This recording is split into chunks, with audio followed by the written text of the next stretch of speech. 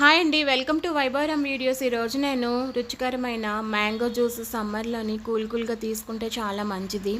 ఇలా నేను మ్యాంగో జ్యూస్కి 3 మామిడి పళ్ళని తీసుకున్నాను. 3 మామిడి పళ్ళని కట్ చేసుకున్నాను హాఫ్గాను.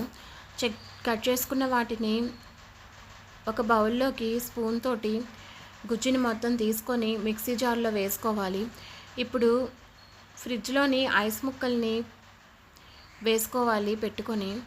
ఈ ఐస్ ముక్కల్ని వేసుకున్న తర్వాత 2-3 సార్లు మిక్సీ జార్లోని తిప్పుకోవాలి మెత్తగాను. 2 సార్లు తిప్పుకుంటే మెత్తగా ఇలా రెడీ అవుతుంది. ఇప్పుడైతే 4-5 స్పూన్ల షుగర్ వేసుకోవాలి.